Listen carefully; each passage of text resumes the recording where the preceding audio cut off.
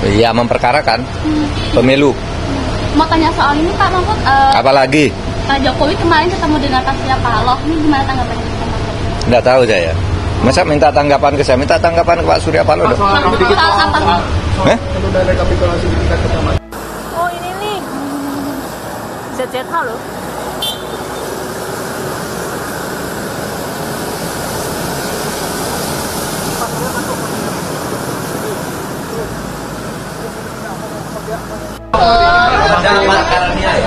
Sebentar aja, Prof. Bentar aja. Apa mau tanya apa? Pohon dulu. Tadi soal apa tadi itu tentang apa ya Pak kalau boleh tahu? Nanti akan dijelaskan pembentukan tim hukum untuk ya memperkarakan pemilu. Mau tanya soal ini Pak Mahfud, Apalagi? Pak Jokowi kemarin ketemu dengan Pak Surya Paloh, ini gimana tanggapannya Pak Mahfud? Nggak tahu saya. Masa minta tanggapan ke saya? Minta tanggapan ke Pak Surya Paloh dong. Soal apa? Udah rekapitulasi di tingkat kecamatan oleh KPU dengan penghitungan kembali. Ya ikuti aja itu ya. Ikuti aja semua. Ya, teman-teman, selamat datang kembali di channel ini. Pemilu tahun 2024 ini sangat menarik untuk diperhatikan. Ya, karena walaupun ya pemilu sudah selesai, ya pesta demokrasi Indonesia pada tanggal 14 Februari 2024 telah selesai, akan tetapi ada hal-hal yang harus kita perhatikan sebagai masyarakat Indonesia. Ya, seperti Mahfud MD ini, ya di mana dia siap untuk memperkarakan pemilu tahun 2024 ini, dan tentu ya Mahfud MD selaku cawapres dari Ganjar Pranowo memperkarakan hal ini. Tentu ada bukti-bukti yang kuat, bukti-bukti yang nyata dari lapangan, sehingga Mahfud MD ini siap untuk memperkarakan pemilu atau kecurangan di dalam pemilu.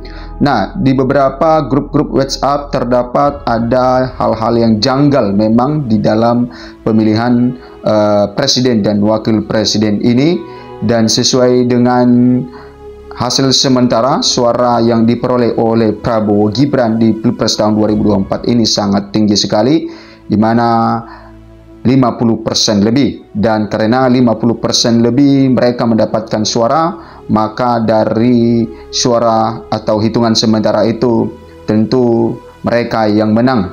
Dan bukan hanya mereka yang menang, maka Pilpres tahun 2024 ini ketika itu adalah data yang real, maka hanya diadakan satu kali saja. Nah, itulah kenapa Mahfud MD ini ya memperkarakan hal ini, karena ada bukti-bukti tentunya di lapangan yang mereka ajukan nanti melaporkan ke Bawaslu dan juga ke MK.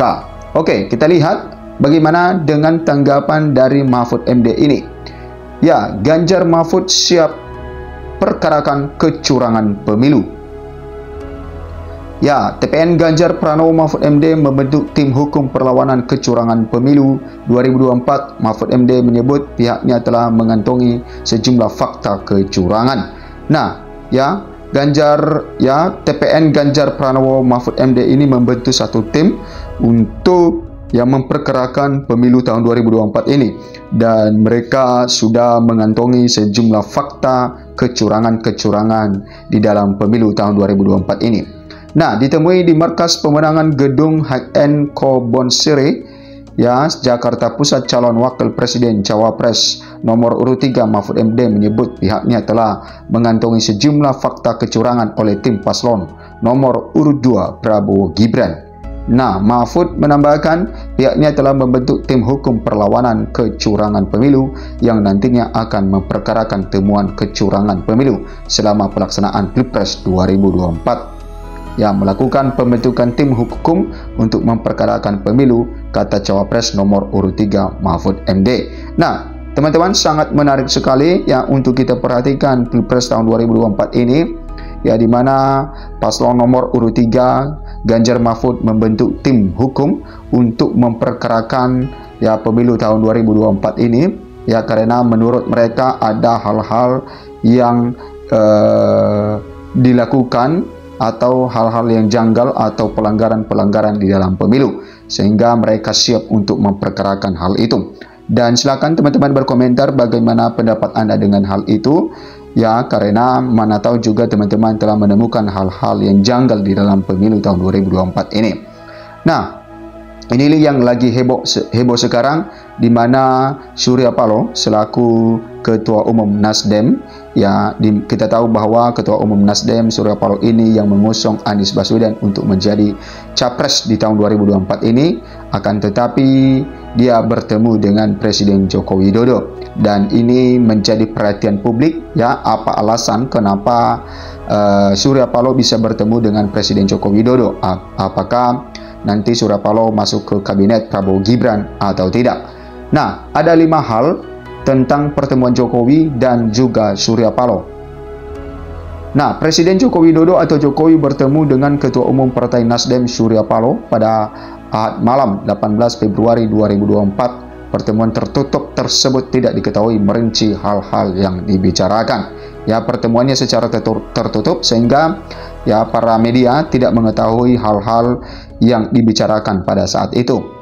Nah, Partai Nasdem di pimpinan Surya Paloh mengusung Anies Baswedan sebagai calon presiden di Pilpres tahun 2024. Anies berpasangan dengan Ketua Umum PKB Muhaimin Iskandar.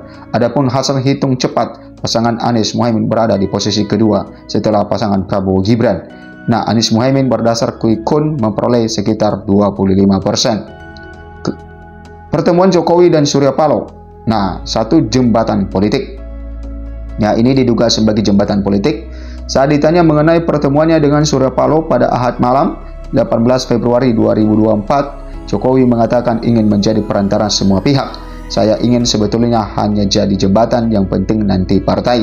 Ya, jembatan semuanya, saya ingin menjadi jembatan untuk semuanya, kata Jokowi setelah peresmian Rumah Sakit Pertahanan di kawasan Bintaro, Jakarta Selatan pada Senin 19 Februari 2024. Yang kedua, ya selain dari jembatan politik, kedua silaturahmi. Ya, Joko Widodo membangun silaturahmi. Ya, koordinator staf khusus Presiden Ari Dwi Payana mengatakan pertemuan Jokowi dengan Surya Paloh urusan silaturahmi.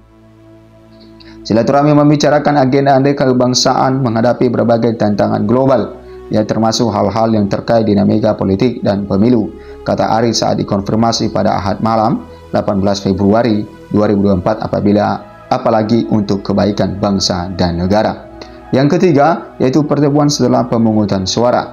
Nah, pertemuan di istana ini merupakan pertama kalinya antara Jokowi dengan Surya Paloh setelah penyelenggaraan pemilu 2024. Ya, Surya Paloh dikabarkan bertemu dengan Anies pada Jumat 16 Februari 2024. Menurut Anies, pertemuan dengan Surya Paloh untuk membahas fakta-fakta terkait pemilu. Kami diskusi tentang perkembangan, saling mencocokkan pandangan, katanya.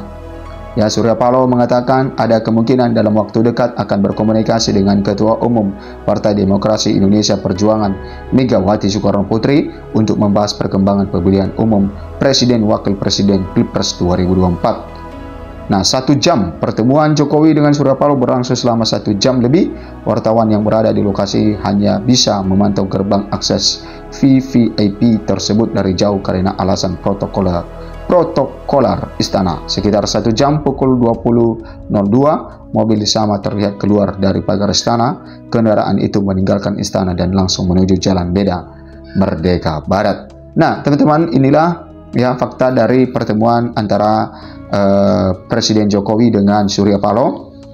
Dan kita tahu bahwa semenjak pertama kali Anies Baswedan menjadi capres yang diusung oleh Surya Paloh, maka hubungan dari Presiden Jokowi dengan Surya Paloh menjadi juga perbincangan publik pada saat itu, karena tiba-tiba saja setelah Surya Paloh mengusung Anies Baswedan, maka hubungan mereka sudah mulai renggang. Dan setelah ini maka Pak Jokowi ya bertemu dengan Surya Paloh tentu punya pembahasan khusus, apalagi secara tertutup. Ya, teman-teman, silakan berkomentar bagaimana pendapat Anda. Sampai jumpa di video berikutnya.